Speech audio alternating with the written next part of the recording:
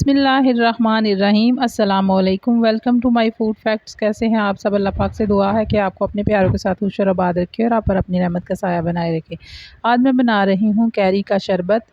तो उसके लिए ये मैंने 3 कैरियाँ ले ली हैं। ये कच्ची कैरियाँ हैं, इसके बहुत से फ़ायदे हैं और आप इस शरबत को गर्मी में ज़रूर बनाइएगा। और आम से ज़्यादा न्यूट्रिशन होते हैं कैरी में, क्योंकि इसमें शुगर का लेवल बहुत कम होता है।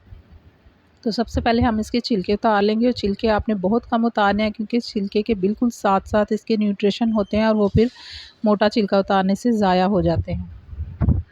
तो इसको काट लेते हैं, फिर मैं आपको बताती हूँ कि कैरी का शरबत कैसे तैयार करना है। तो ये देखिए, ये कैरी मैंने काट ली है। इसको एक देगची में डाल के तो थोड़ा सा पानी डाल के हम इसको पहले उबाल लेंगे। और मैंने इसका छिलका बहुत बारीक काटा है, क्योंकि हमने इसके विटामिन ज़ाया नहीं करने। 2 गिलास मैंने इसमें पानी डाल दिया है। अब कैरी को हम अच्छे तरीके से पका लेंगे। उस वक्त तक पकाएंगे जब तक ये हमारी कैरी पक के नरम नहीं हो जाती। और साथ ही साथ इस दिल को बहुत ताकत देता है इसका शरबत, और दिल को ठंडक देता है, और जो सीने में जलन होती है उससे बचाता है। और पसीना जो आता है, तो पसीने से बहुत सारे हमारे मिनरल्स ज़ाया हो जाते हैं। ये कैरी का शरबत यूज़ करने से वो आपके ज़ाया नहीं होंगे। अब कैरी को मैंने अच्छी तरह से पका के तो जूसर में ब्लेंड कर लिया है और इसको हम छान लेंगे। अगर हम इसको छानेंगे नहीं तो फिर ये शरबत आपका बहुत मज़े का नहीं बनेगा। अभी मैं आपको दिखाती हूँ कि इसको छानना क्यों ज़रूरी है। तो ये देखिए, सारा अच्छे तरीके से मैंने इसका छान लिया जो गूदा है। और ये जो इसके बाल होते हैं, आपको पता है आम में बाल होते हैं, तो वो सिर्फ वही आपका ज़ाया होगा। बाकी आपने सारा कुछ इस छन्नी की मदद से आपने स्टेन कर लिया है। अब इसको दोबारा एक देगची में डाल लेंगे और अब हम डालेंगे इसमें चीनी। तो ये देखिए, तकरीबन मैंने 3 कैरियों में आधा किलो के करीब चीनी डाली है। इसका मीठा सही है आपकी चीनी का अगर मीठा सही नहीं है तो आप इससे ज़्यादा डाल सकते हैं। थोड़ा-सा मैंने इसमें पानी ऐड किया है, क्योंकि चीनी के साथ इसको अच्छी तरह से पकाना है और काफ़ी टाइम के लिए ज़रा पकाना है। तो ये देखिए, इसको पकते हुए मुझे तकरीबन 20 मिनट हो चुके हैं। अभी मैं इसको मज़ीद पकाऊँगी। तो आप ये ठंडा शरबत बना के बच्चों को ज़रूर दीजिए, क्योंकि गर्मी में जो बच्चों को लू लग जाती है उससे भी ये बचाता है। और रोज़ाना इसका इस्तेमाल जो है आपको बहुत फ़ायदा देता है। अब शरबत अच्छा सा हमारा पक गया है। इसमें मैं 1 अदद लीमू का रस निचोड़ लूँगी, और ये इसलिए निचोड़ूँगी कि आपके शरबत में क्रिस्टल नहीं बनेंगे।